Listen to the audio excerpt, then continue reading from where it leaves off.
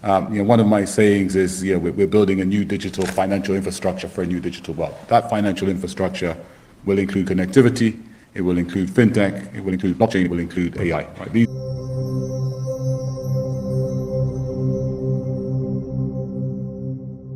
Alrighty, everybody, what is going on? Welcome back to another CYPRX video banger. In today's video breakdown, ladies and gentlemen, buckle up your seatbelts. This is going to be a two-part video series where I'm going to show you physical proof that people are telling you all that DeFi is of critical importance to this new financial system, this new world that they are for a fact building out, where institutions and retail traders are going to be able to operate on a level playing field, earning yield on our digital assets, putting our assets to work in a productive manner. You are not going to want to miss out on today's video breakdown. This is going to show you guys 110% proof that this is happening behind the scenes. No gimmicks, no hopium, no hype here, just research backed with institutional insights. As always, we do appreciate the love and the support here at CYPRX. Do us a favor, smash that thumbs up button if you guys enjoyed today's video breakdown. And if you are not already subscribed, make sure that you do so before heading off the channel. Again, we do appreciate the love and the support. So we're going to dive in. I'm going to share my screen. We're going to be playing some video clips, and I'm going to be walking you guys through some ongoing fundamental developments that prove everything that I'm saying to you guys in detail. So make sure that you all are listening. Make sure that you guys are paying attention. Remember that if at any point in time you guys want access to any of the fundamentals, the panel discussions, the readings that I'm going over today, you guys can head over to the CYPRXtrading.com website. You can tap in with us in the private CYPRX Discord. The researchers are constantly pumping out good, valued content. Starting here to prove to you guys in part one of today's video breakdown that the landscape is changing. The regulatory environment is improving, and institutions are 110% not only getting involved, but telling you all that you should be paying attention. Check this out. This is just from June 30th, 2025. Robinhood launches ETH and Solana staking despite the SEC risks. This article goes on to read, Robinhood has launched Ethereum and Solana staking services for users in the US, marking a significant move into the regulatory gray area. Now, why am I reading you all this, and how is this going to transition us into XRP yield generation? Well, because now for the first time ever yesterday, what was launched on mainnet? The XRPL EVM sidechain, where this unlocks DeFi opportunities and a whole bunch of DeFi primitives that were never available before to us as retail XRP investors. That is now being unlocked for the first time in history, and this plays a role in that. Okay, check. This is gonna freaking blow your guys' mind. This development comes despite previous actions by the Securities and Exchange Commission against similar services offered by other platforms such as Coinbase and Kraken. These actions resulted in fines and restricted services, prompting a cautious approach from other exchanges. Robinhood's decision to proceed with staking services suggests either a shift in regulatory stance or an internal reassessment of risk. And that is exactly what is happening. This last statement here is 110% accurate. There's something happening behind the scenes that has shifted the perspective and the mindsets of all these institutions and organizations that were previously sidelined. So here you can see the official announcement from Watcher Guru. But if we come over here, okay, just to get some confirmation from reputable individuals in this space, here is a video breakdown of Stuart Alderati at a recent GFTN event. Shout out to the CYPRX researchers for this one. And listen here to what he says about how a reset button has been pressed. And this is going to go hand in hand with what some other representatives on stage also recently said. Innovation to innovate. In the US, that has not been the case until very recently, where our government in the US had done everything in their power over the past 4 or 5 years really to crush this industry and to force market participants out of the US. And they did that by what's called regulation by enforcement, where you're bringing enforcement actions for violations of the law before you define what the law actually is. And the reset button has now been pressed. And the Securities and Exchange Commission, which was the architect of this war on crypto, has said just that. We created a mess, quote unquote. We need to first tell you what the law is before we bring enforcement actions. And they've now dismissed all of the pending enforcement actions, which is a great thing.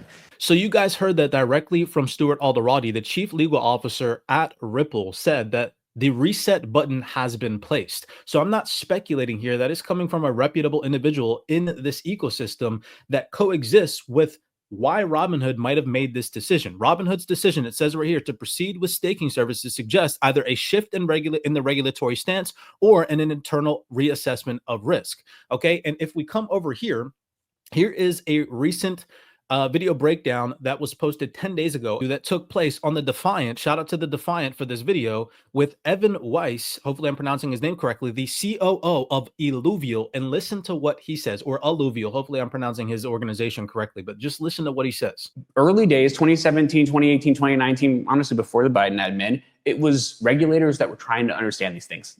They weren't big enough that they felt they had the pressure necessary to actually like give guidance. You know, some of the really forward thinking, like FinCEN was doing this, but people were actually intrigued. They wanted to understand more. They were very clear with you. Here are the risks we see. I remember engaging with the SEC in 2019, and they're like, you know, we see risks of like people saying you can earn 100% yields on staking, but then the token goes down, you know, 100%. And so they were very, very honest, and it felt like very good faith, trying to actually prevent, you know, create rules and foster innovation. I think the Biden admin really took a different approach, which was very anti-crypto.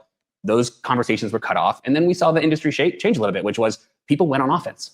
They started bringing litigation. You know, obviously, you know, the Biden administration was suing a lot of major, but there was also trade associations suing. The crypto, POSA was actually brought one of the first ever litigations against the IRS around staking taxation. And so it really shifted from, you know, defense and offense, a lot more aggressive. And I think that the industry needed to do that. And now it seems like we've really moved, and we're finally in the step where we're getting regulatory clarity from agencies. We have policy being passed on both sides of the House and Senate. And it feels like we're in a new world where like we're going to have really true regulatory clarity. Okay, pay attention to what this gentleman here just said, because he mentioned the terminology, a new world. Policy being passed on both sides of the House and Senate. And it feels like we're in a new world where like we're going to have really true regulatory clarity. But again, he pretty much reciprocated what Stuart Alderati said, that a reset button has been placed. Now, they're not the only people with that same perspective. Here is a gentleman, Zach from World Liberty Finance, sitting on stage with Sergey from Chainlink, and listen to what he says. Almost a similar thing. Fostering industry, right? So I think finally, we're starting to see this administration, but not just this administration, the entire, you know, U.S. like legislative body seems to have finally embraced our industry for the first time, and is really starting to try to make sensible rules and regulations and legislation to support it and to bring crypto and blockchain back to America instead of having to, you know, push all of these incredible innovators offshore. And so, you know, obviously, are they going to get it right the first time with every bill they pass? Probably not. But at least there's a very honest effort where people are trying to do what's best for the industry and actually bring it back home, as opposed to just, you know, regulate it out of existence or make it so difficult that none of us actually know what we can and can't do. And I think we're finally in a place where we're going to see some sensible guidance and allow people like you, like us, like everyone in this room who's a builder, to be able to move forward with confidence, knowing that you're not going to be debanked, get your, you know, assets stolen or frozen, or end up under a DOJ that literally is there just to be weaponized against us for absolutely no reason. Yeah, I think it's a very, very different world than it was even I would say maybe 4 months ago, 5 months ago. So it's Something probably happened that changed, right? something definitely happened. So you just heard Sergey say that it's a different world. What did the gentleman say a second ago? We're entering into a new world. Yeah, I think it's a very, very different world than it was even I would say maybe 4 months ago. And it feels like we're in a new world where like we're going to have really true regulatory clarity. Keep that vocab in mind, because again, I do not think this is I don't believe in coincidences, y'all. They don't say this terminology over and over and over again for no reason. There are all the organizations that sit in on these closed door meetings, these panel discussions. And if multiple representatives on stage are saying the same exact thing, that's the time to pay attention. Okay. And so now, considering everything that we've heard so far, all these people telling you guys that the shift is taking place, the perspective's changing, right? Where the reset button has been pressed, we're entering into a new world of regulatory clarity. Well, what happened just a few days ago, right? As of time of recording this video breakdown, it is July 1st. This is only from 3 weeks ago. And this is Paul Atkins saying on stage that staking is not a security. Take a second and listen. The prior U.S. government administration discouraged Americans from participating in these market-based systems by asserting through lawsuits, speeches, regulation, and threatened regulatory action that participants and staking as a service providers may be engaged in securities transactions. I'm grateful to the Division of Corporation Finance staff for clarifying its view that voluntary participation in proof of work or proof of stake network as a miner or a validator or staking as a service provider is not within the scope of the federal securities laws. So why is that so massive? Even though that is not written confirmation, that is verbal confirmation. Okay, that is verbal confirmation from the SEC chair that participating in staking services does not classify as a security. And now, fast forward to more recent times, Monday, June 30th, what happened? Robinhood launches ETH and Solana staking. Okay, this is so huge, guys and gals, because what is coming again for the XRPL ecosystem? DeFi opportunities, which means we are going to be able to earn passive income on a regulated digital asset, y'all. XRP has legal clarity. It is not a security. Staking's not a security. Okay, put those two things together, it becomes extremely powerful. We're entering into a new world. Listen to what these people are telling you. I'm going to continue to go down the rabbit hole and show you guys, prove to you all what I'm saying is 110% accurate. So hopefully up to this point, you've enjoyed today's video breakdown. I'm trying to show you guys, how the devil is in the details. This is no hopium, no hype here. This is straight from the mouth of the people that are creating this new financial system. So keep in mind, we're going to come back to this video. I want you guys to hear it from him, tell you all that DeFi is of critical importance. But before we get into that, and before I show you guys a partnership that just took place, BitGo announcing institutional DeFi opportunities and how they partnered with Vivo Power. Vivo Power is going to be utilizing XRP to generate yield, which I will show you guys in just 1 second. I want you all to remember that terminology, a new world, because we're going to come over here to this unlisted video. So the general public cannot see this video. You can only see it if you have a private link for it. You can see right now there's only 43 views, and this is from 3 weeks ago from the London Blockchain Conference. We have an individual representative from the Bank of England, from UBS, and from JP Morgan sitting in on this panel discussion. So listen to what these people are saying on this panel, where they're talking about this new world. And the only way for all of this to take place, this real world asset tokenization, is to enter into this world utilizing these new technologies and to get our assets working for us, to get our capital working for us. Take a second here and listen. Just some statistics for you, right? The cryptocurrency market capitalization or size, over 3 trillion. Right, depending on, I know we have these variations, so depending on, this morning when I got up, it was over 3 trillion. It may have gone down or up by now. If you look at another statistics, so digital wallets, we're expecting by 2030 to have 5.6 billion digital wallets, right, in operation. And if you look at one more statistic, which sort of mentions what will indicate why we're involved, mobile phones, right, we're expecting over 8 billion mobile phones to be in operation by 2030. Right, you start putting these technologies together, you have the wallet, which is the interaction point, or the wallet and AI agents in the future, the interaction point for financial services. So that side of the business is changing. If you look at the cryptocurrency market, digital ownership, that is certainly coming into play. And of course, everything needs to be connected, which is why we're involved. In terms of real world applications of blockchain, the focus for us has always been on convergence, right? So one of my sayings is, we're building a new digital financial infrastructure for a new digital world. We're building a new digital financial infrastructure for a new digital world. I think it's a very, very different world than it was even, I would say, maybe 4 months ago. And it feels like we're in a new world where we're going to have really true regulatory clarity. That financial infrastructure will include connectivity, it will include fintech, it will include blockchain, it will include AI. Okay, you just heard confirmation from this gentleman sitting on stage with representatives from UBS, the Bank of England, and JP Morgan right? If you haven't read the Creature of Jekyll Island, go read about J.P. Morgan's involvement in the, Federal Reserve System and our traditional monetary system, in which we all know now, right?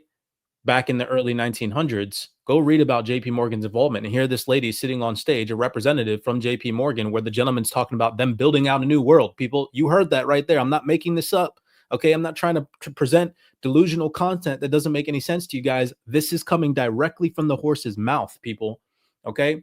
So keep this in mind, because this is going to allow us to transition over to part 2 of today's video breakdown. I want you guys to listen to this UBS representative talk about how this is all going to work, right? We're going to need capital efficiency, being able to put our assets to work for us, our capital to work for us by utilizing these new digital technologies. And then we're going to circle back to what Stuart Alderati says about how DeFi is of critical importance. The only way to keep those businesses economical is to bring in new technology. So we're looking at liquidity and funding optimization. We're looking at balance sheet optimization. RWAs are top of agenda for IB senior management. So again, looking at ways on how to reduce RWAs across multiple markets businesses. It's really a cost optimization play. And in today's world, how are you going to do that? Well, a really good place to start is to see if we can apply new technologies to existing business models. And with that, potentially start to develop those business models into fully digital business models. And the third way is about the mitigation or removal of risk. And again, if we remain agnostic about how we're going to do that, very quickly you land on pretty much the only way that you're going to do that, or at least a very good way to do that, is by introducing concepts such as peer-to-peer settlement. So removing risk across the whole transaction lifecycle, making your capital work harder for you, and optimizing your balance sheet. It's all possible through innovative technologies like blockchain.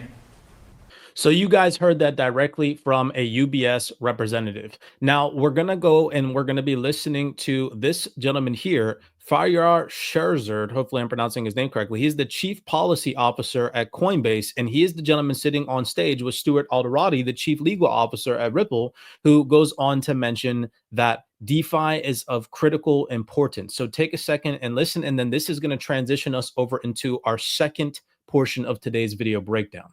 The big important thing, though, and which I think this whole effort will not be successful if we fail to hold the line on protecting DeFi. DeFi is of critical importance because the value proposition of crypto is twofold. One is efficiency. So you got a gentleman on stage sitting in with Stuart Alderati saying that DeFi is of critical importance. Stuart Alderati has mentioned that the reset button has been pressed. You heard all those other representatives telling you guys that they're building out a new world, that we're entering into this new world. And in this new world, people and organizations, in order to make this work, are going to need to focus on capital efficiency and getting our assets to work for us, to get our capital to work for us. This is going to all full circle into part 2 of today's video breakdown, where I'm going to show you guys why it's so important that you're paying attention to DeFi. You're starting to learn how to get your digital assets to work for you. And it's going to transition us and prove to you guys that organizations right now are preparing themselves to start generating yield on their XRP. So I will see you guys in part 2 of today's video breakdown. Do me a favor, if y'all enjoyed this research, smash that thumbs up button and subscribe to the platform. I'll see you guys over in part 2.